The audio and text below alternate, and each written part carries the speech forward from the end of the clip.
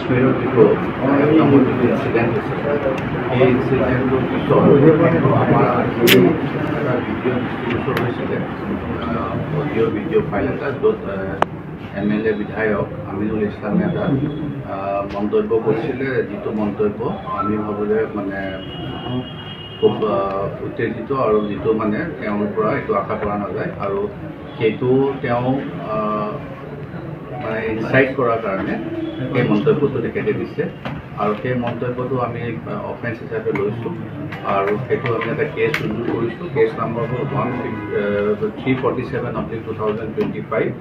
আমি তেওঁক ইতিমধ্যে এৰেষ্ট কৰিছোঁ আৰু অহা কাইলৈ ৰাতিপুৱা আমি কোৰ্টত প্ৰডিউচ কৰি তেখেতে বিধায়ক হৈ যিটো মন্তব্য কৰিছে যে সেই মন্তব্য এই পৰিস্থিতিত এটা বৰ দুৰ্ভাগ্যজনক মন্তব্য আৰু এইটো আমি চিৰিয়াছলি লৈছোঁ আৰু আমি বিহিত ব্যৱস্থা তেওঁৰ ওপৰত লৈছোঁ। ছেকশ্যন কেইটা লৈছোঁ 152, 197, 197(1), 133, 352 and 353 BNS। ঘৰত আমি অভিযান চলাই তেখেতক গ্ৰেপ্তাৰ কৰিছোঁ আৰু তেখেতৰ আমি এতিয়া আমি সোধপোছ কৰিম আৰু কালি আমি পুলিচ কৰিম।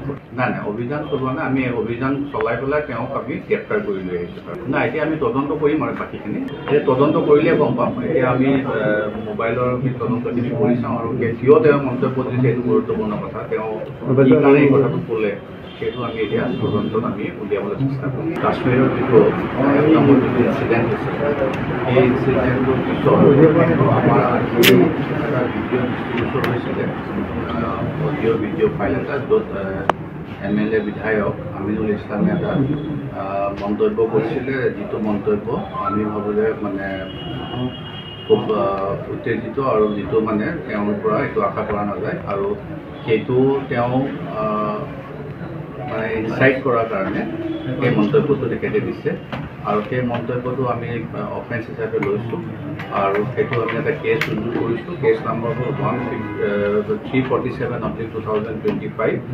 আমি তেওঁক ইতিমধ্যে এৰেষ্ট কৰিছোঁ আৰু অহা কাইলৈ ৰাতিপুৱা আমি কোৰ্টত প্ৰডিউচ কৰি তেখেতে বিধায়ক হৈ যিটো মন্তব্য কৰিছে যে সেই মন্তব্য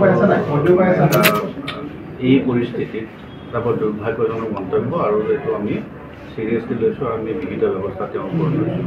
ছেকশ্যন কেইটা লৈছোঁ 152, 197, 197(1), 133, 352 and 353 BNS। ঘৰত আমি অভিযান চলাই তেখেতক গ্ৰেপ্তাৰ কৰিছোঁ আৰু তেখেতৰ আমি এতিয়া আমি সোধপোছ কৰিম আৰু কালি আমি পুলিচ কৰিম। নাই অভিযান চলোৱা নাই, আমি অভিযান চলাই পেলাই তেওঁক আমি গ্ৰেপ্তাৰ কৰি লৈ আহিছোঁ। নাই এতিয়া আমি তদন্ত কৰিম আৰু বাকীখিনি এতিয়া তদন্ত কৰিলে গম পাম। এতিয়া আমি মোবাইলৰ আমি তদন্তখিনি কৰি চাওঁ আৰু কিয় তেওঁ মন্তব্য দিছে সেইটো গুৰুত্বপূৰ্ণ কথা। তেওঁ কি কাৰণে এই কথাটো ক'লে